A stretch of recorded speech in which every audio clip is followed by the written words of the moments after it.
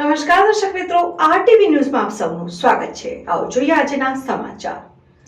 ભારત સરકારના વિચરતી વિમુક્ત જાતિના વેલફેર બોર્ડના સભ્ય શ્રી ભરતભાઈ પટનીએ બોરસદ ચોકડી ખાતે ખુલ્લી થયેલ સરકારી જમીનની મુલાકાત લીધી। ગત દિવસોમાં જિલ્લા વહીવટીતંત્ર દ્વારા બોરસદ ચોકડી ખાતે સરકારી જમીન ઉપર થયેલ ગેરકાયદેસર બાંધકામ તથા દબાણને દૂર કરવા માટે હાઈકોર્ટના હુકમને આધીન કાયદાકીય કાર્યવાહી હાથ ધરવામાં આવી હતી, જે અન્વયે દબાણ દૂર કરાયા હતા।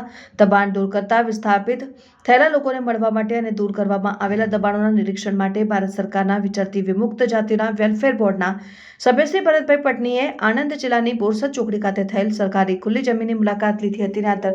મુલાકાત દરમિયાન સભ્ય શ્રી ભરતભાઈ પટનીએ અસરગ્રસ્ત લોકોને મળીને તેમને હૈયાધારણા આપતા જણાવ્યું કે લોકોની આસ્થાને ઠેસ ન પહોંચે તથા માન સન્માન જળવાઈ રહે, મંદિરને યોગ્ય જગ્યાએ પુનઃ સ્થાપના કરવાની કાર્યવાહી કરાશે અને તેમણે વધુમાં અસરગ્રસ્તોના અગ્રણીઓ દ્વારા એક સમિતિ બનાવીને તેમની જરૂરિયાતો તંત્ર સમક્ષ રજૂ કરતા જણાવ્યું અને તેમની સમસ્યાનું નિવારણ થાય તે માટે શક્ય તમામ કાર્યવાહી કરવામાં આવશે તેમ જણાવ્યું। વેળાએ જિલ્લા કલેક્ટર શ્રી પ્રવીણ ચૌધરી, જિલ્લા વિકાસ અધિકારી શ્રી મિલિંદ બાપના, જિલ્લા પોલીસ અધિક્ષક શ્રી ગૌરવ જસાણી, નિવાસી અધિક કલેક્ટર શ્રી આર.એસ. દેસાઈ, નાયબ પોલીસ અધિક્ષક શ્રી પંચાલ, પ્રાંત અધિકારી શ્રી મયુરભાઈ પરમાર ઉપસ્થિત રહ્યા હતા।